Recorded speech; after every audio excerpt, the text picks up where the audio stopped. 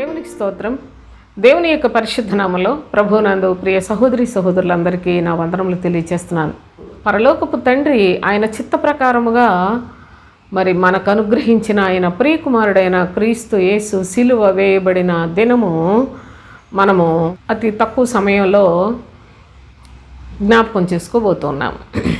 అయితే సిలువను గూర్చిన వార్త నశించిపోయే వాళ్ళకైతే చాలా వెర్రితనమే, కానీ రక్షింపబడుచున్న మనకు దేవుని యొక్క శక్తి అనే సత్యాన్ని ప్రతి ఒక్క హృదయంలో కూడా విశ్వాసముతో తెలుసుకోవాలి. ఆయన కృపకు పాత్రులముగా మనము బ్రతకటానికి ఎన్నో ఎన్నో అగాధాలు, అభ్యంతరాలు, ఎన్నో భయంకరమైన పరిస్థితులన్నిటినీ దాటుకొని మనకు క్రీస్తు సువార్త అనుగ్రహించబడుతూ ఉంది. ఈ యొక్క వీడియోలో మీకు ప్రత్యేకంగా చాలా తక్కువ సమయంలో నేను ఒక ప్రాముఖ్యమైన విషయాన్ని చెప్పాలని ఆశిస్తూ ఉన్నాను.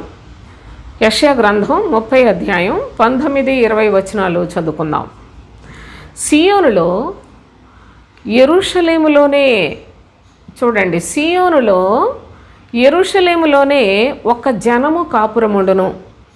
జనమా, నీవిక ఏమాత్రము కన్నీళ్లు విడువవు. ఆయన నీ మొర్ర విని నిశ్చయముగా నిన్ను కరుణించును. ఆయన నీ మాట వినగానే నీకు ఉత్తరం ఇచ్చును. ప్రభువు నీకు క్లేశాన్న పానములనిచ్చును. ఇక మీదట నీ బోధకులు దాగి ఉండరు. నీవు కన్నులారా నీ బోధకులను చూచెదవు అని ఒక గొప్ప ప్రవచనాన్ని ప్రభువైన తండ్రి తన ప్రవక్త అయిన యెషయా ద్వారా ఈ యొక్క సంగతులు తెలియజేస్తూ ఉన్నాడు. ఒక ప్రత్యేకమైన జనాంగం గురించి ప్రభువు కొన్ని విషయాలు తెలియచేస్తున్నాడు. వాళ్ళు ఎక్కడున్నారు అంటే సియోనులో, యెరూషలేములోనే ఒక జనము కాపురముండును. చాలా చాలా ప్రత్యేకించబడిన జనముగా మనం చూస్తున్నాం. వాళ్ళు ఎవరు, ఎక్కడ ఉంటారు, వాళ్ళ ప్రత్యేకత ఏంటి అంటే ప్రభు చెప్తున్నాడు, వారు సియోనులో, యెరూషలేములోనే ఒక్క జనము ఉన్నారట. ఇక ఆ జనము ఏమాత్రము కూడా కన్నీళ్లు విడవదట. తర్వాత అంటున్నాడు, ఆయన నీ మొర్ర విని నిశ్చయముగా నిన్ను కరుణించును. ఎలాంటి చక్కని మరి ఆశీర్వాదములు ఆ జనమునకు తండ్రి ఇస్తూ ఉన్నాడో కూడా మీరు ఈ సందర్భంగా జాగ్రత్తగా వాక్యాన్ని పరిశీలనగా చూడండి. అయితే ఆయన నీ మాట వినగానే నీకు ఉత్తరం ఇచ్చును అనగా, నువ్వు మొర పెట్టగానే నీ మొర ఆలకిస్తాడు, నీకు ఉత్తరము కూడా ఇస్తాడని చెప్పి ప్రత్యేకముగా ఈ జనమునకు ప్రభువు క్లేశాన్న పానములు ఇస్తాడట.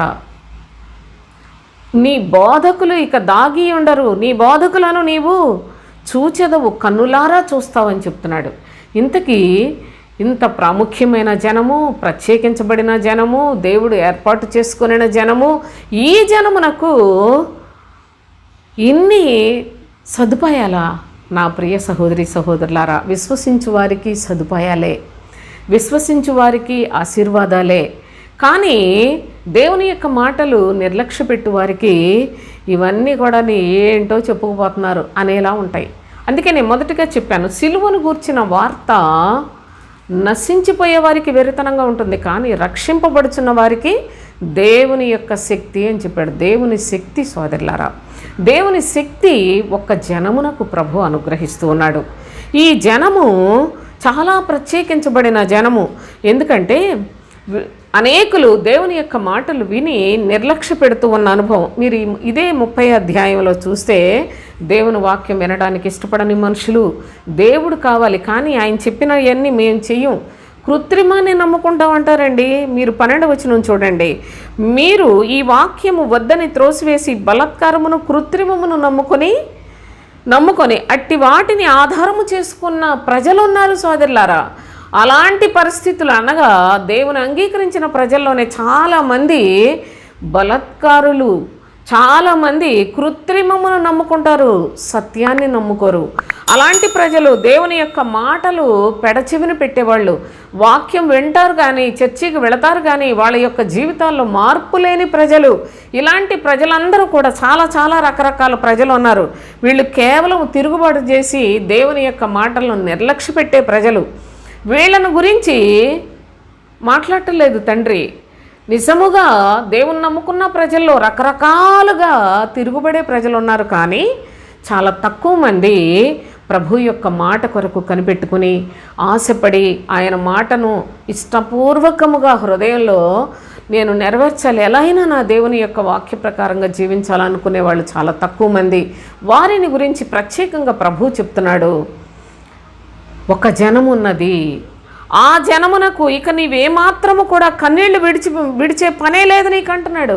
నీకు ఇంకా కన్నీళ్లు విడవలసిన అవసరతే లేదు, ఎందుకంటే నీ బోధకులను నీవు కనులారా చూస్తావన్నాడు. అయితే ప్రభువు ఇచ్చే ఆహారం చూడండి, పానీయం చూడండి. ప్రభువు నీకు క్లేశాన్న పానములు ఆ జనమునకే ఇస్తాడట సోదరులారా. క్లేశాన్న పానములు 2 విధములుగా ఉంటాయి. మొదటిది మనం ఈ యొక్క భాగంలో చదువుకుంటున్నాం. 20వ వచనం చూడండి. ప్రభువు నీకు క్లేశాన్న పానములనిచ్చును అన్నాడు. ఏంటి క్లేశాన్న పానములు? ఈ జనమునకు ప్రత్యేకమైన ఆహారాన్ని, పానీయాన్ని దయచేస్తాడట. అంటే ఇంగ్లీష్ బైబిల్లో the bread of adversary and the water of affliction అంటాడు. మీరు జాగ్రత్తగా గమనించండి. దేవుడు నీకు క్లేశాన్న పానములను ఇస్తాడు అన్నాడు.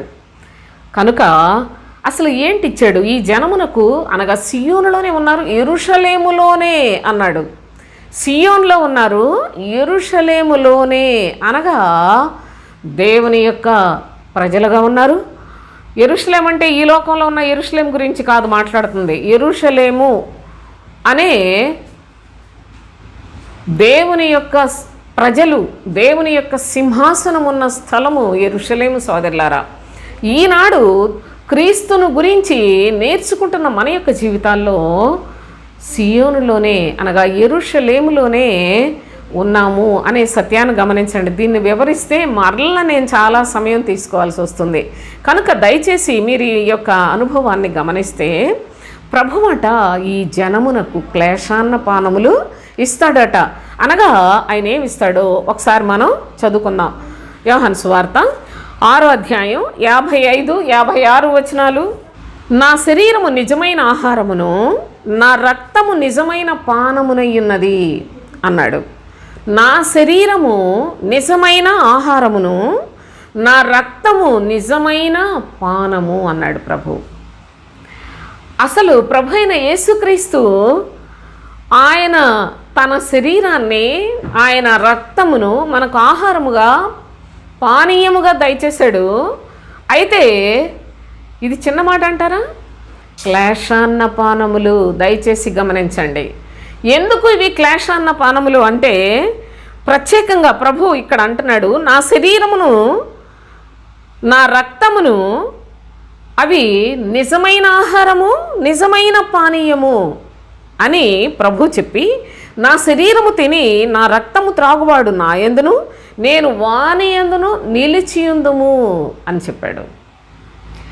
నేను వాని యందును, అతను నా యందును నిలిచి ఉంటామని చెప్పాడండి. ఎంత అత్యున్నతమైన విలువైన భాష దేవుని యొక్క కృప ద్వారా మనము కూడా నేర్చుకోగలుగుతున్నాం సోదరులారా. చూడండి, ఈ మాట సామాన్యమైందా? ఈ మాటను ఆధారం చేసుకొని చర్చెస్ అన్నిట్లలో కూడా బల్ల కార్యక్రమం అంటూ ప్రభు శరీరం అని ఒక బ్రెడ్ లేకుంటే ద్రాక్షరసంలో పాల్పంపులు పొందుతా ఉండే అనుభవాన్ని మనం చూస్తున్నాం. కానీ అది కూడా డూప్లికేటే. ప్రభు ఏమని చెప్తున్నాడు? నా శరీరము, నా రక్తము నిజమైన ఆహారము, నిజమైన పానీయము. నా యొక్క శరీరము తిని నా రక్తము త్రాగువాడు వాని యందు నేను, నా యందు అతను నిలిచి ఉంటాము అని తెలియచేస్తున్నాడు. చాలా చాలా ఉన్నతమైన అనుభవాలు సోదరులారా. కనుక ఈ మాటలు వింటూ చాలామంది ప్రభు దగ్గర ఉన్నవాళ్ళు, ఏంటి ఈయన శరీరాన్ని తినమంటాడు, రక్తాన్ని త్రాగమంటాడు అని మనకొచ్చినట్లుగా వాళ్ళకు కూడా ఆ దినములలో చాలా సందేహాలు కలిగాయి. అభ్యంతరపడ్డారు కూడా. చూడండి చెప్తున్నాడు కదా 60వ వచనం నుంచి, యోహాను సువార్త 6వ అధ్యాయం 60వ వచనం నుంచి, ఆయన శిష్యులలో అనేకులు ఈ మాట విని ఇది కఠినమైన మాట, ఇది కఠినమైన మాట, ఇది ఎవడు వినగలడని చెప్పుకొనిరి. నా శరీరాన్ని తిని నా రక్తం త్రాగాలి, అప్పుడే మీకు నిత్యజీవం వస్తుందంటాడు. నా శరీరము నా రక్తము నిజమైన ఆహారం, నిజమైన పానీయం అంటాడు. ఏంటి నా శరీరం తిని నా రక్తం త్రాగువాడు? ఈ అధ్యాయంలో మీకు విసుగు పుట్టించినట్లుగా ఉంటుంది. అన్నిసార్లు వ్రాసాడు ఈ మాటలు. కానీ మనస్సు ఉన్న వాళ్ళకైనట్లయితే సోదరులారా, మనోనేత్రం తెరవబడిన వారికైతే ఇవి ఎంత శ్రేష్టమైనవి అంటే, నా జీవితంలో నాకు ఇంతకన్నా విలువైన మాటలు ఏవి లేవు, ఏది అవసరం కూడా లేదు నాకు. నా ప్రియ సహోదరి సహోదరులారా, ఆ శిలువ, ఆయన శరీరము రక్తము ఏ విధముగా చిందించబడి నలుగగొట్టబడిన అనుభవాన్ని మనం చూస్తామో, ఆ శిలువను గురించిన వార్త నాకు దేవుని శక్తినిచ్చేది కనుక ఇంతకన్నా ఏ మాటలు కూడా నాకు అక్కర్లేదన్నంత ఆనందంతో నేను మీకు ఈ విషయాలు తెలియచేస్తున్నాను. దేవుని యొక్క శ్రేష్టమైన సన్నిధిలో ఇక్కడ ప్రభు అంటున్నాడు కదా, మీకు క్లేశాన్న పానములు ఇస్తాను అన్నాడు. ఈ అన్నము ఈ పానము కఠినమైనట్లుగా కనిపిస్తాయి, కానీ సోదరులారా వాటిల్లోనే క్రైస్తవ జీవితము తయారవుతుంది. క్రైస్తవ జీవితము పరిశుద్ధతలోనికి వెళుతుంది, పరలోకానికి వెళుతుంది. అంతేకాదు ఈ శరీరములో, క్రీస్తు శరీరములో, రక్తములో మనము శక్తివంతులమై సాతానును జయించే పోరాటంలో శక్తిని బలమును కనుపరిచే వారిగా బ్రతకటానికి తండ్రి మనకు తోడై ఉంటాడు అనే ఒక అత్యున్నతమైన స్థాయి కలిగిన సంగతులను దేవుడు మనకి నేర్పిస్తూ ఉన్నాడు. అయితే మీరు గమనించండి, ఇలాంటి స్థితి ఎవరికి సంతోషకరంగా ఉంటుందో ప్రవక్త అయిన జకరియా ద్వారా తండ్రి అయిన దేవుడు ఒక మాట తెలియజేశాడు. ఆ మాట మనం చదువుకుందాం. జకరియా గ్రంథం 12వ అధ్యాయంలో 10వ వచనం చూడండి. దావీదు సంతతి వారి మీదను యెరూషలేము నివాసుల మీదను కరుణనొందించు ఆత్మను, విజ్ఞాపనము చేయు ఆత్మను నేను కుమ్మరింపగా వారు తాము పొడిచిన నా మీద దృష్టి ఉంచి, తాము పొడిచిన నా మీద దృష్టి ఉంచి, ఒకడు తన ఏక కుమారుని విషయమై దుఃఖించినట్లు, తన జ్యేష్ఠపుత్రుని విషయమై ఒకడు ప్రలాపించినట్లు అతని విషయమై దుఃఖించుచు ప్రలాపింతురు. ప్రభువు ఆయన శరీరము, ఆయన రక్తము నిజమైన ఆహారము, పానీయము అని చెప్పి, నేను మీకు క్లేశాన్న పానములు ఇస్తాను అని చెప్పి, జనమా నీవిక ఏమాత్రము కూడా కన్నీళ్లు విడువవు. ఎంత గొప్ప వాగ్దానములతో కూడిన మాటలంటే, ఎవరికి ఈ యొక్క వాగ్దానము చెందుతుంది అని ఒక ప్రశ్న మీరు వేసుకున్నట్లయితే, దావీదు సంతతి వారికి, యెరూషలేము నివాసుల మీదను. చూడండి, యెరూషలేము గురించి మనం చదువుకుంటున్నాం. సియోనులో, యెరూషలేములో ఒక జనం ఉంది. ఆ జనము యొక్క ప్రాధాన్యత ఏంటంటే, వారి మీద తండ్రి అయిన దేవుడు కరుణనొందించు ఆత్మను, విజ్ఞాపనము చేయు ఆత్మను కుమ్మరిస్తాడట. ఎప్పుడైతే ప్రభు తన ఆత్మను కుమ్మరించాడో వెంటనే వారి హృదయములలో, అనగా దేవుని ఎడల నిజముగా భయభక్తులు కలిగిన వారి హృదయములలో వారు తమ హృదయాన్ని ఏ విధముగా ప్రభు వైపు త్రిప్పుకుంటారు అంటే, ప్రభు యొక్క శిలువను చూస్తారు అంటే, శిలువ ద్వారా నూతన బలాన్ని పొందుతారంటే, ఎంత విలపిస్తారో ప్రలాపిస్తారో కూడా వ్రాస్తూ ఉన్నాడు సోదరులారా ప్రవచనములో. ఒక వ్యక్తికి ఒకే కుమారుడు అనుకోండి. ఆ ఒక్క కుమారుడు సడన్గా ఏదో ఒకటి అయిపోయి, మరి ఏదో ఒక ప్రమాదంలో చిక్కుకుపోతే వాళ్ళు ఎంత ఏడుస్తారు. లేకుంటే ఒక జ్యేష్ఠ కుమారుడిని పోగొట్టుకున్నట్లయితే ఆ తల్లిదండ్రుల యొక్క హృదయంలో ఎంత వేదన, జీవితకాలం అంతా వేదన చెందే పరిస్థితులతో బ్రతుకుతారో, అలాంటి బాధ క్రీస్తును గురించి వారు అలాంటి బాధను పొంది, అలాంటి మారు మనస్సును కలిగిన వారై ఉండి ప్రభు యొక్క ఆత్మ కుమ్మరించినప్పుడు, కరుణనందించు ఆత్మను, విజ్ఞాపన చేయు ఆత్మను ఎవరి మీదైతే కుమ్మరిస్తాడో వారి యొక్క హృదయములలో ఇలాంటి నూతనమైన కార్యము జరుగుతుందట సోదరులారా. ఇలాంటి బాధను కలిగి ఆత్మ సంబంధులుగా మార్పు చెందుతారు, ఆత్మానుసారమైన మార్గములో జీవిస్తారు, ఆత్మ కొరకే జీవిస్తారు. ఇదే కదా ప్రభువైన యేసుక్రీస్తు చనిపోవడానికి గల కారణం. మనలను ఆత్మ సంబంధులుగా చేయాలనే కదా ఆయన ఎంత త్యాగం మన కొరకు చేశాడు. దాసుడిగా, రిక్తుడిగా, దరిద్రుడిగా, ఎన్నిక లేని వాడిగా తన్ను తానే అప్పగించుకొని మన ప్రభువు ఆయన మనకు చూపిన మాదిరిలో అంటున్నాడు, జనమా నీవిక ఏమాత్రము కన్నీళ్లు విడవవు. ఇంతకు మునుపు క్రీస్తు నీ హృదయంలో రాక మునుపు ప్రతి శోధనలోనూ కన్నీరే, ప్రతి వేదనలోనూ, ప్రతి నిందలో, దోషంలో ఎవరేది మాట్లాడినా అన్నిటికీ కూడా దుఃఖంతో, బాధతోటి, వేదనతోటి గడిపిన బ్రతుకులు ఎప్పుడైతే నీ హృదయంలోనికి క్రీస్తు ప్రవేశించాడో, క్రీస్తు బోధను నీవు విశ్వసించావో, క్రీస్తు మనస్సు నీలోనికి వచ్చిందో అప్పుడు ఆ మాటలన్నీ కష్టంగా ఉంటాయి. అనగా ఆహారం అనగా దేవుని యొక్క వాక్యమే, ఆహారము పానీయము కూడా క్లేశాన్నపానములు దేవుని యొక్క వాక్యమే. క్రీస్తు శరీరము రక్తము కూడా మనం ఎక్కడో కూర్చొని శరీరము, ప్రభు శరీరం ఎక్కడుందండి? ఇప్పుడు ప్రభు యొక్క రక్తము ఎక్కడున్నది సోదరులారా? అది జ్ఞాపకం చేసుకొని మనము ప్రభు యొక్క శరీరంలో, రక్తములో పాలుపంపులు పొందుతున్నాం అనుకుంటున్నామే. మనము ప్రభు వంటి వారిగా బ్రతకాలని ఎందుకు అనుకోలేకపోతున్నావు? ప్రభువును వెంబడించాలి అని ఎందుకు అనుకోలేకపోతున్నావు? నా ప్రభువు నా కొరకు ఏ విధముగా సిలువలో పస్కా పశువు వలె వధించబడ్డాడో నేను కూడా నా బ్రతుకును అనేకుల రక్షణార్థం ఉపయోగించాలని మనం ఎందుకు అనుకోవటం లేదు? కేవలము భక్తిహీనత విస్తరించిపోయి నిజముగా భక్తి కలిగిన వారు లేకపోవట చేతనే ప్రభు అంటున్నాడు, నా శరీరము నిజమైన ఆహారం అన్నాడు. మీరు నిజమైన ఆహారము తింటే నిజముగానే శక్తివంతులు అవుతారు. కానీ మీరు తినే ఆహారం కేవలం ఏదో పాస్టర్లు అలవాటుగా, ఆచారంగా, పెదవులతో స్తుతించడానికి అలవాటు పడిపోయిన పద్ధతిలో మీరు ప్రభు బల్లలో పాలుపంపులు పొందుతున్నారు కనుక అందుకే సోదరులారా, అక్రమముగా వీళ్ళు నా సన్నిధిలో పాలుపంపులు పొందుతున్నారు, అపరాధులైపోతున్నారు అంటాడు భక్తుడు.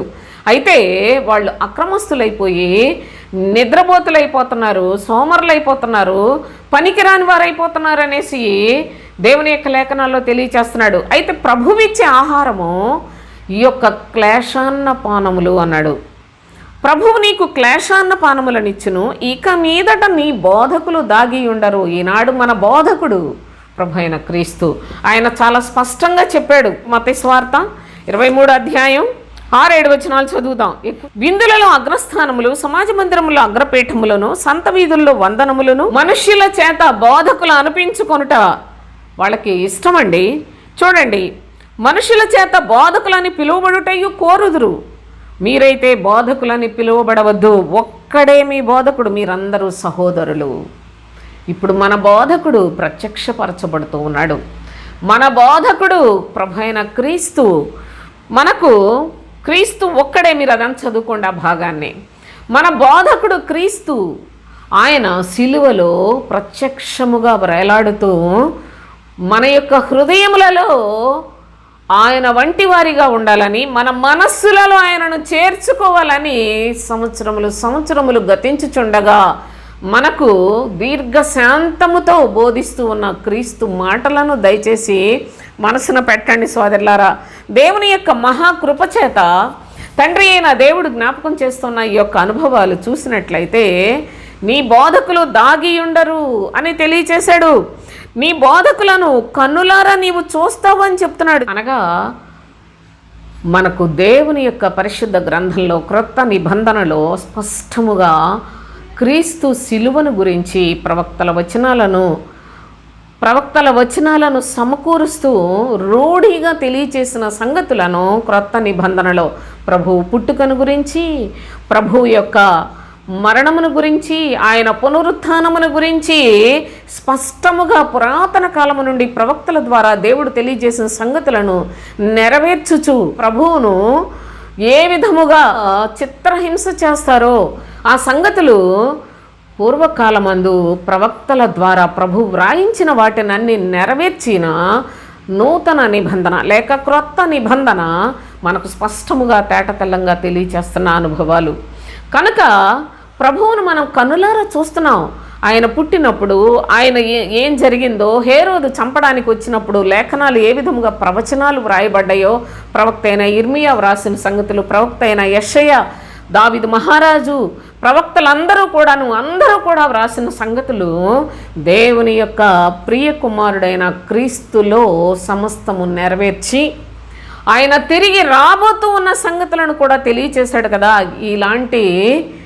ఇలాంటి రూఢిగా చెప్పబడిన స్పష్టమైన ప్రవచనములతో కూడిన క్రీస్తు జీవితం, అందుకనే ఆయన యొక్క జీవితం అంతా ప్రవచన సారము అని ప్రకటనలో కూడా తెలియచేస్తాడు. కనుక దేవుని యొక్క లేఖనములలో మనకు స్పష్టముగా క్రీస్తును చూచే భాగ్యాన్ని సంపాదించుకొనుట, అది కూడా ఎవరికి పడితే వాళ్ళకి ఇచ్చానన్నాడా ప్రభు. మీరు దయచేసి లేఖనంలో నేను మీకు చెప్తున్నాను, ఒక జనమునకు మాత్రమే ఇచ్చాడు. అది సియోనులో యెరూషలేములోనే ఒక్క జనము కాపురముండును. ఆ ఒక్క జనమా నీవిక ఏమాత్రమును కన్నీళ్లు విడువవు. ఎవరైతే క్రీస్తునందున్నారో వారు నూతన సృష్టి సోదరులారా. ప్రభు అయిన యేసుక్రీస్తు మనకేమిచ్చాడు? క్లేశాన్న పానములు ఇచ్చాడు. నిజముగా మనం దేవుని యొక్క పిల్లలుగా యెరూషలేములో ఉన్నట్లయితే, అనగా దేవుని యొక్క పరిశుద్ధ లేఖనాలను ఆధారం చేసుకుని బ్రతకాలని ఆశతో బ్రతుకుతున్నట్లయితే, అట్టి ప్రజలందరికీ ప్రభువు తను సమకూర్చుకొని వారికి క్లేశాన్న పానములు ఇస్తున్నాడు. వీటిని బట్టి ఇక ఎప్పుడు కూడా కన్నీళ్లు విడవలసిన పరిస్థితులు నీకు రావు అని చెప్తున్నాడు. జనమ నీవికి ఎన్నడూనూ కన్నీళ్లు విడవవు, నీ మొర నేను వింటానని చెప్తున్నాడండి. ప్రభు అయిన యేసుక్రీస్తు ఆయన శరీరములో రక్తములో పాలు పంపులు పొందిన వాళ్ళు చిన్న చిన్న శోధనలకి, అవమానాలకి, నిందలకి, దూషణలకి ఆడవలసిన పని లేదు సోదరులారా. నా నిమిత్తము జనులు మేము నిందించి హింసించి అబద్ధముగా మీ మీద చెడ్డ మాటలల్లా పలుకున్నప్పుడు మీరు ధన్యులు, సంతోషించి ఆనందించుడి అని చెప్పాడు ప్రభు. పరలోకమందు మీ ఫలము అధికమగును అన్నాడు. అనగా ఈ యొక్క జనమునకు పరలోక సంబంధమైన ఫలము కొరకే ఎదురు చూస్తారు, కానీ లోకములో శరీరములో శ్రమ అని బాధపడరు. అపోస్తులను చూడండి, ప్రభు చనిపోయి తిరిగి లేచి తిరిగి ఆరోహణుడై పరలోకానికి వెళ్ళిపోయిన తర్వాత అపోస్తులు పరిశుద్ధాత్మను కలిగిన వారై వాళ్ళు అనేకమైన దెబ్బలు తిని బహుగా సంతోషిస్తున్నారు. దెబ్బలు తింటే దుఃఖం వస్తుంది కదా, కానీ చాలా సంతోషిస్తున్నారు. ప్రభునామంలో మాకు ఈ శ్రమ కలిగినందుకు దేవునికి స్తోత్రం అని చెప్పుకొని వెళ్ళిపోతున్నారు. అనగా ఈ యొక్క జనము ఈ లోకంలో ఏ శోధనైనా ఏ శ్రమనైనా ఎదుర్కొనగలరు, భరించగలరు, దేనికి కూడా తల వంచరు సోదరులారా. అలాంటి పరిశుద్ధమైన జనముగా క్రీస్తు శరీరములో రక్తములో పాలు పంపులు పొందిన వారిగా ప్రభు వారి మొరను ఆలకించి, తండ్రి నీకు స్తోత్రం, ఈ లోకంలో ఈ శ్రమను మాకు కలిగినందుకు నీకు వందనాలను చెప్పుకునే ఆధిక్యతను సంపాదించుకున్న భక్తులుగా బ్రతుకుతారు. కనుక ఇలాంటి వరములు తండ్రి వారికి అనుగ్రహించుచున్న అనుభవాన్ని కూడా చూస్తున్నాం. అంతేకాకుండా దేవుని యొక్క లేఖనాల్లో చూడండి, యోహాను సువార్త 6వ అధ్యాయంలోనే 35వ వచనం చదువుకుందాం. అందుకు యేసు వారితో ఇట్లా, నేను జీవాహారమును నేనే, నా యొద్దకు వచ్చేవాడు ఏమాత్రమును ఆకలి కొనడు. ఎంత కృప చూడండి. నా యొద్దకు వచ్చేవాడు ఏమాత్రమును ఆకలి కొనడు, నా యందు విశ్వాసం ఉంచువాడు ఎప్పుడునూ దప్పికొనడు. అసలు క్రీస్తునందు విశ్వాసం ఉంచుట, నేను అందుకే ఈ వీడియోస్ కొంతమందికి తల నొప్పిగా ఉండొచ్చేమో కానీ సోదరులారా, మీరు యేసును క్రీస్తును స్పష్టంగా తెలుసుకొనండి. యేసును తెలుసుకున్నట్లయితే మీరు లోకములో నుండి వేరుపరచబడతారు, అనగా పాపపు కార్యములో నుండి బయటకు వస్తారు అంతే. కానీ క్రీస్తునందు ఉన్నట్లయితే మీ యొక్క ఆత్మ నూతనపరచబడి మీ యొక్క శరీరము లోక సంబంధమైన దురాశలన్నిటినీ కూడా చంపివేసుకునే శక్తిని పొందుతుంది. ఆత్మచేత శారీర క్రియలను చంపే బలవంతులుగా ప్రభు రాజ్యానికి వారసత్వాన్ని సంపాదించుకుంటారు. క్రీస్తు యేసు కలిగిన మనస్సును కలిగి ఉంటారు సోదరులారా. ఈ కృపలను క్రీస్తు ద్వారానే మనం పొందగలం. అందుకే ఇక్కడ ప్రభు చెప్తున్నాడు, జీవాహారము నేనే, నా యొద్దకు వచ్చేవాడు ఏమాత్రమును అసలు ఆకలి కొనడు. ఈ లోక వాంఛలు కానీ, ఈ లోక సంబంధమైన కోరికలు కానీ, శరీర సంబంధమైన పాపపు బ్రతుకు కానీ, అసలు ఎలాంటి దురాశలు ఏవి కూడా లేకుండా బ్రతికే శక్తి ఒక మనిషికి రావాలి అంటే కేవలము జీవాహారమైన క్రీస్తును కలిగి ఉంటేనే సాధ్యము. జీవాహారము నేను, నా యొద్దకు వచ్చేవాడు ఏమాత్రమును ఆకలి కొనడు, నా యందు విశ్వాసం ఉంచేవాడు ఎన్నడూ దప్పికొనడు అని ప్రభు చెప్తున్నాడు. కనుక దేవుని యొక్క శ్రేష్టమైన సంగతులలో మీరు విశ్వాసం ఉంచినట్లయితే మనము ఎంతగా బలవంతులుగా ప్రభు కొరకు జీవించగలమనే సత్యాన్ని క్రీస్తు బోధలు మనకు నేర్పిస్తున్నాడు. మీరు గమనించండి, ఈనాడు అందరూ కూడా చాలామంది ఎటు చూసినా క్రైస్తవులు ఉన్నారు. ఈ క్రైస్తవులు అందరూ కూడాను దురాశలలోనే బ్రతుకుతున్నారు. అంతా గొడవలు, పాపపు కోరికలు, పాప భోగాలు, శరీరాశలు వీటిల్లోనే బ్రతుకుతున్నారు. ఎందుకంటే వాళ్ళు దేవుడు అంటే ఇష్టపడుతున్నారు, కానీ దేవుని కుమారుడైన క్రీస్తును అంగీకరించరు. వారు యేసునందు మాత్రమే మేము ప్రభువుని నమ్ముకున్నాం అనుకొని వాళ్ళ బోధకులు కూడా వాళ్ళని దారి తప్పించేసిన కారణాన యేసునందు మాత్రమే జీవిస్తున్నారు. కానీ సోదరులారా, క్రీస్తు బోధను కలిగి జీవించటలేదు. అందుకే ఈనాడు క్రైస్తవులు అక్రమస్తులైపోతున్నారు, భక్తిహీనులైపోతున్నారు, దేనికి పనికి రాని అవిశ్వాసులుగా మిగిలిపోతున్నారు, విశ్వాసఘాతకులైపోతున్నారు, దేవుని యొక్క ప్రేమను తెలుసుకోలేకపోతున్నారు. సోదరులారా, ఈ యొక్క శుభదినముగా మనము గుడ్ ఫ్రైడేను అనుసరించటానికి మన మనసులను సిద్ధపరచుకోవటానికి ఈ లేఖనాలు నేను మీకు తెలియచేస్తున్నాను. పరిశుద్ధుడైన ప్రభువు ఆయన ప్రేమ స్వరూపుడై ఉండి మనకు మన యొక్క హృదయములలో క్రీస్తును కలిగి జీవించి మనము నిత్య జీవం పొందాలని తండ్రి యొక్క కోరికండి. అందునిమిత్తమే తన ప్రియకుమారుని మనలాంటి పాపుల కొరకు బలి పశువుగా వధించుటకు తన ప్రియకుమారుని లోకము కొరకు అర్పణ చేయటకు ఇష్టపడ్డాడు. సోదరులారా, తండ్రి ప్రేమను తెలుసుకొనండి, క్రీస్తు చూపిన మాదిరిని చూడండి, క్రీస్తులో ఉన్న ప్రేమను పొందటానికి ప్రయాసపడండి. మనము దేవుని వారసులమా అయినట్లయితే, దేవుని నమ్ముకున్న వాళ్ళందరూ కూడా దేవునికి వారసులే అనుకుంటే దేవుని యొక్క సన్నిధికి వెళుతున్నాం, దేవుని మాటలు వింటున్నాం, ఇంటికి వెళ్ళిపోతున్నాం. కానీ మనము క్రీస్తుతో కూడా శ్రమ పడితేనే క్రీస్తు తోడి వారసులం అవుతామనే సత్యాన్ని గమనించండి. కనుక దేవుని యొక్క శ్రేష్టమైన సంగతులు ప్రభు ఈ విధముగా మనకు తెలియచేస్తున్నాడు. ఆయన క్లేశాన్న పానములు ఇస్తాడు. కఠినమైన మాటలుగానే ఉంటాయి. ప్రభు అయిన యేసుక్రీస్తుతో ఉన్న చాలామంది వెనుక తిరిగిపోయారు. నా శరీరం తిని నా రక్తం త్రాగాలి అనగానే వాళ్ళు చాలామంది వెనుక తీసిపోయారు. అయితే ఇది కఠినంగా కనిపిస్తుంది, దయచేసి గమనించండి. ఈ కఠినమైన మాట అని మీరు ఆలోచిస్తున్నారేమో, నా ప్రియ సహోదరి సహోదరులారా, కాదండి. ఇది భక్తిహీనులకు కఠినమైన మాట, ఇది అవిశ్వాసులకు అభ్యంతరము కలిగించే మాట. దేవుని యొక్క మాటను విశ్వసించిన వారికి జుంటే తేనె ధారల కన్నా మధురమైన మాటలు. నా శరీరము తిని నా రక్తము త్రాగితే మీకు అసలు ఎప్పటికీ ఆకలేదు, దాహమేదు అనగా పాపపు వాంఛ అనేది ఏది మీ దరి చేరదు. మీ శరీరము సమస్త విధములైన దురాశల మీద, శరీరేచ్ఛల మీద విజయం పొందుతుంది. కనుకనే మీ శరీరము దేవునికి ఆలయముగా మార్చబడుతుంది. మీ దేహము విలువ పెట్టి కొనబడిన వారు కనుక మీ దేహముతో దేవుని మహిమపరచుడి అని చెప్పాడు. మీ దేహము దేవునికి ఆలయముగా ఉంటుంది, మీ ఆలయములో క్రీస్తు నివాసము చేస్తాడు అని చెప్పాడు.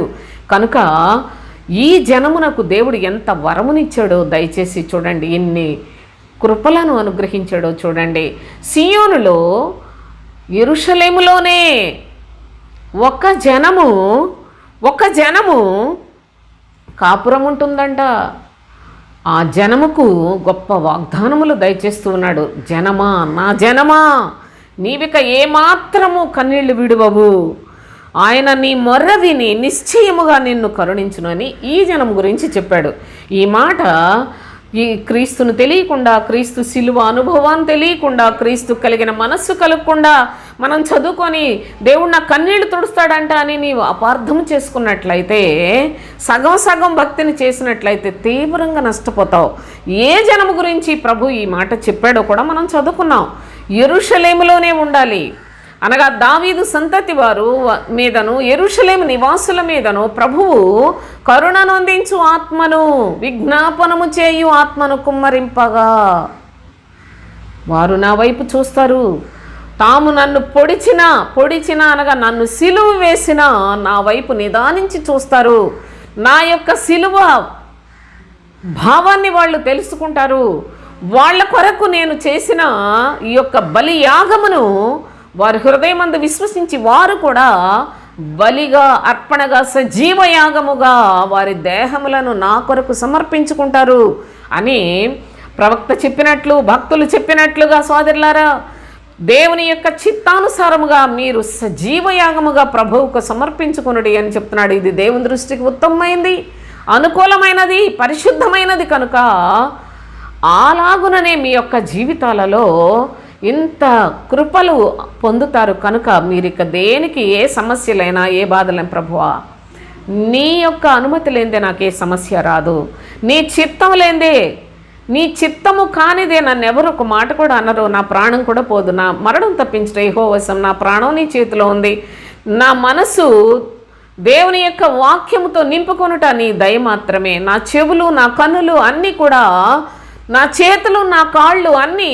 నీ యొక్క కృప కొరకే పని చేయనట్లు, నీ చిత్తాన్ని విశ్వాసముతో వెంబడించినట్లుగా నేను సజీవయాగముగా నీకు సమర్పించుకునే పద్ధతిలోనే బ్రతుకుతాను అనే కృతజ్ఞత భావాన్ని కలిగి జీవిస్తారు. కనుక వాళ్ళకి ఏ సమస్యలైనా బాధపడరు, భయపడరు, దేనికి లోబడరు, ఎలాంటి దురాశలకు లోబడరు, ధనాపేక్షలకు లోబడరు సోదరులారా. ఎందుకనగా మన ప్రభువు చెప్పిన క్రీస్తు బోధలో ధనాపేక్ష సమస్తమైన కీడులకు మూలమని చెప్పాడు. నాకే ధనం అక్కర్లా, నువ్వు నాకు ధనాపేక్ష అనేది నా దగ్గరికి తెస్తే వాటికి లోబడే అంత తుచ్చమైన అభిలాషలు నాకు లేవు. నా తండ్రి నన్ను పరిశుద్ధుడుగా నీతిమంతులుగా తీర్చే ఆయన శిలువ రక్తము వలన నిర్జీవ క్రియలన్నిటినీ నేను విడిచిపెట్టేశాను, జీవము కలిగిన దేవుని సేవించే పద్ధతిలో బ్రతుకుతున్నా నా అనుభవాలు అని విశ్వాసముతో సాగిపోతాం. ఇది విశ్వాసులకే కానీ సోదరులారు ఎవరికి పడితే వాళ్ళకి చెప్పినా అంగీకరించడం నమ్మరు కూడా. ఈ వాక్యం నాకు ఎవరు వింటున్నారనేది నాకు అనవసరం, దేవుని కృప ఎవరికుంటే వాళ్ళు వింటారు. ఎందుకనగా ఎవరికి పడితే వాళ్ళకి చెప్పనని ప్రభువే చెప్పాడు. ఇది ఒక జనమునకు, అది యెరూషలేములో ఉన్న జనానికి, దావీదు సంతతి వారికి మాత్రమే ఈ యొక్క కృపలను అనుగ్రహించాను, అనగా క్రీస్తును అనుగ్రహించాను అని చెప్పాడు. క్రీస్తు బోధలో ఆ విధముగా స్థిరులుగా ఉంటారు అని వారి కొరకు మాత్రమే చెప్పాడు. వారి బోధకుడు సిలువలో వేలాడుతూ ఉంటే శిష్యులు భయపడిపోయి వెళ్ళిపోయారు. ఎందుకనగా ఆత్మ ఇంకా అనుగ్రహించబడలేదు. పరిశుద్ధాత్మను పొందిన తర్వాత వాళ్ళు ప్రభు కొరకు హతసాక్షులైపోయారు.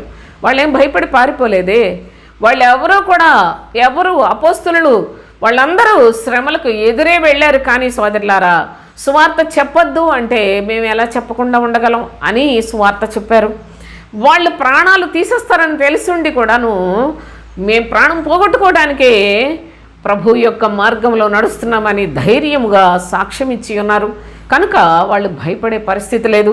ఇదే క్రీస్తు బోధ యందు విశ్వాసం ఉంచిన ప్రస్తుత కాలం ఎవరైనా అట్టి విశ్వాసులైనట్లయితే అట్టి వారికి కలవరం ఉండదు. ప్రభు చెప్పాడు కదా, విశ్వసించువాడు కలవరపడ్డాడు. సియోనులో పునాదిగా మూలరాతిని ఏర్పాటు చేసిన వాడను నేనే, అది అమూల్యమైన రాయి, పరీక్షించబడిన రాయి, పరిశోధింపబడిన రాయి, విశ్వసించువాడు కలవరపడడు అని చెప్పాడు. అయితే విశ్వసింపని వారికి క్రీస్తు అడ్డు రాయి అని కూడా అపోస్తులైన పౌలు చాలా తేటగా తెలియచేసిన వాక్యాలు కూడా మనకు ప్రభు దయచేసి ఉన్నాడు సోదరులారా. కనుక దేవుని యొక్క మహాకృపచేత ప్రభువు క్లేశాన్న పానములను ఇస్తాడు. ఇది కఠినముగా ఉంటుంది కానీ అదే మనకు జీవాహారము. పితరులు మన్నాను తిని చచ్చిపోయారండి. ప్రభువిచ్చాడు మన్నా కూడా, కానీ వాళ్ళు మన్నాను తిన్నారు. కానీ క్రీస్తు శరీరాన్ని, ఆయన రక్తాన్ని, అనగా నిజమైన ఆహారాన్ని, పానాన్ని తిని త్రాగిన వారు ఎప్పుడూ కూడా నిలిచి ఉంటారు అనే సత్యాన్ని కూడా ఈ సందర్భంగా దేవుని యొక్క పరిశుద్ధ లేఖనాల్లో మనం జ్ఞాపకం చేసుకుంటూ ఉన్నాం. మరి ఇక రెండవది క్లేశాన్న పానములు. రెండవదిగా ఒక చిన్న మాటను మనం జ్ఞాపకం చేసుకొని మరి ముగించుకుందాం. చూడండి, దినవృత్తాంతములు, 2వ దినవృత్తాంతములు 18వ అధ్యాయం 26వ వచనం చదువుకున్నాం. నేను సురక్షితముగా తిరిగి వచ్చే వరకు వీనిని చెరలో పెట్టి క్లేశాన్నపానములు ఇయ్యుడి.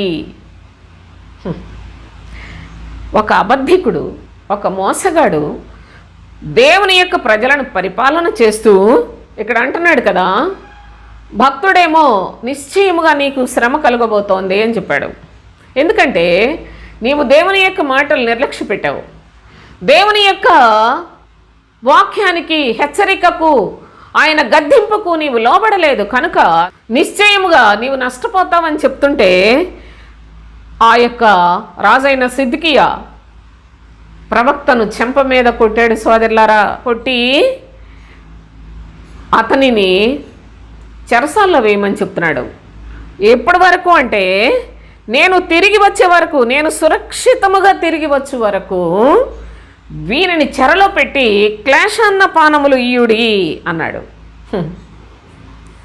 అనగా చాలా కష్టంగా ఇతన్ని మీరు చూడాలి, అతన్ని బాగా ఇబ్బంది పెట్టాలి, అతనికి తినే తిండి కూడాను, ఇచ్చే మంచినీళ్ళు కూడాను చాలా చాలా బాధాకరంగా అతన్ని బాధ పెట్టేలాగా చేయండి అని చెప్పి రాజు అతను వెళుతూ ఉన్నాడు. అప్పుడు మీకాయా ఇట్లా నేను, నీవు సురక్షితముగా తిరిగి వచ్చిన ఎడలా యెహోవా నా ద్వారా పలుకనే లేదని చెప్పి సమస్త జనులారా ఆలకించుడా. నేను ఈ దినం మనం కూడా ఆలకించాలి, సమస్త జనులు ఆలకించవలసిన సంగతులు ఇవి.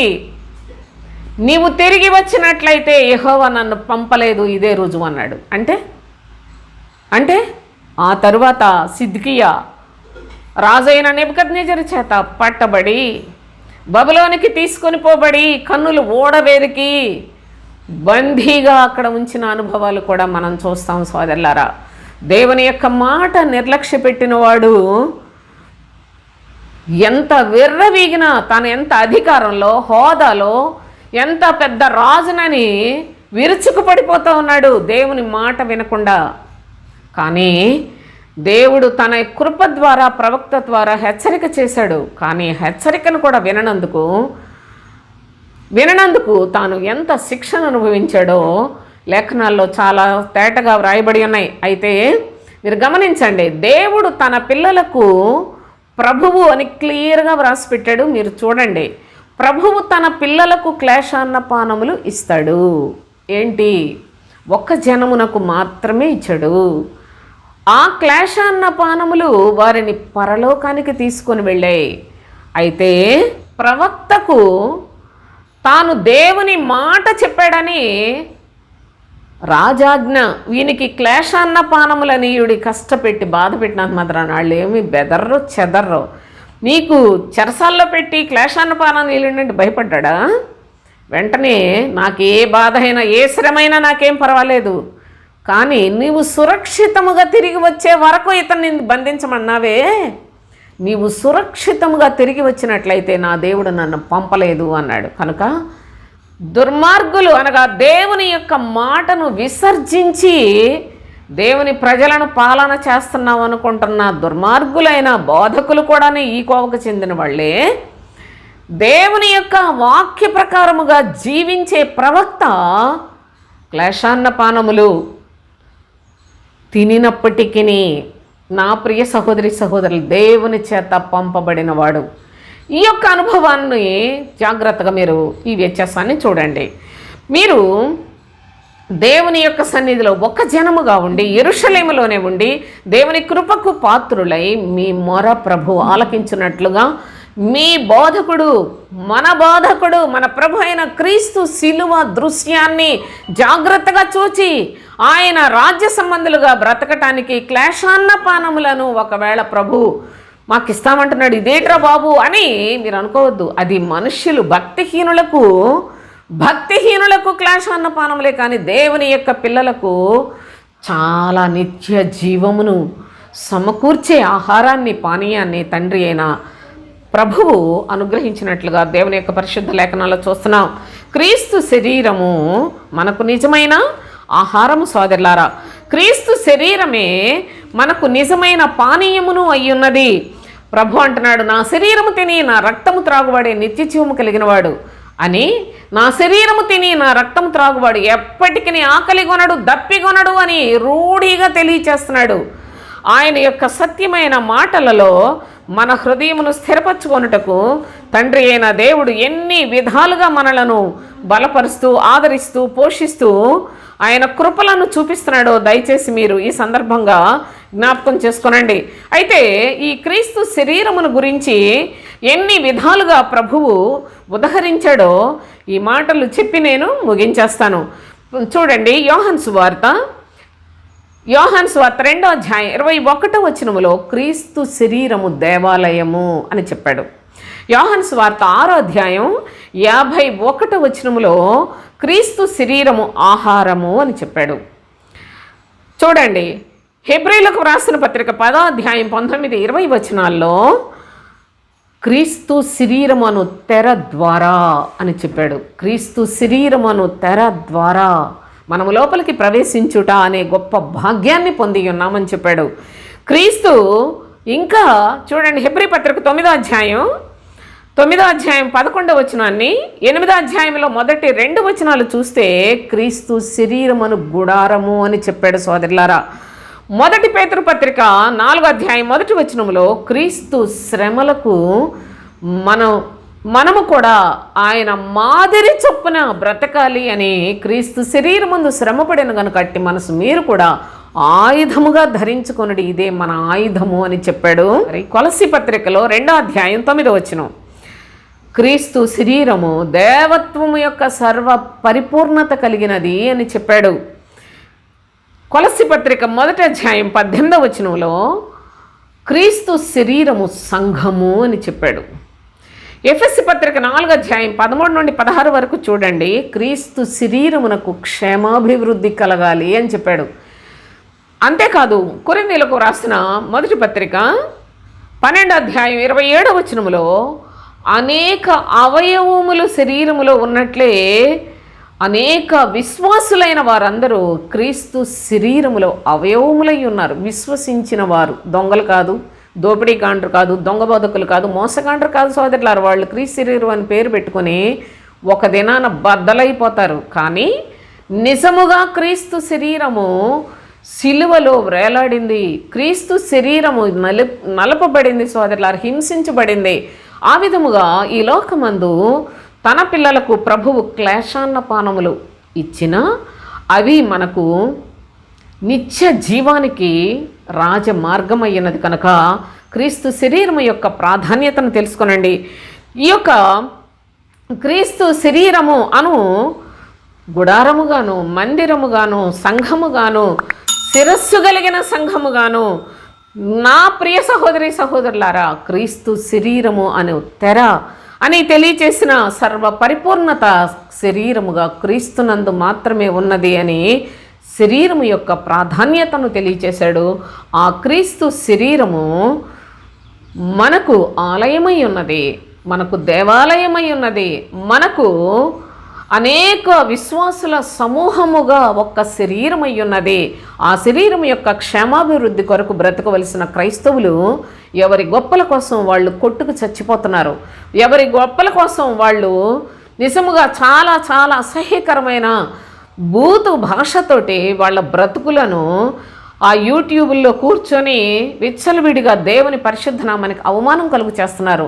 నేడు అను సమయం ఉండగానే మీ జీవితాల్లో మీరు కూడా యోచన చేసుకొని ప్రభు యొక్క ప్రత్యేకించబడిన జనముగా, యెరూషలేములో నివాసులుగా, ఆయనకు స్వజనముగా బ్రతకటానికి నూతనమైన నిబంధనకు మధ్యవర్తి అయిన క్రీస్తునందు క్రొత్త ఆకాశము, క్రొత్త భూమిని ప్రభువు నూతన సృష్టిగా చేసిన నూతన సృష్టిలో సమకూర్చబడిన పరిశుద్ధ పరివారముగా జీవించడానికి మన మనసులను సిద్ధపరచుకొని ప్రభు సిలువను ధ్యానము చేసుకున్న కొలది మరి ఎక్కువగా శక్తిని పొంది ప్రభు రాజ్యానికి సిద్ధపడదాం. దేవునికి స్తోత్రం. ముగించేస్తాను.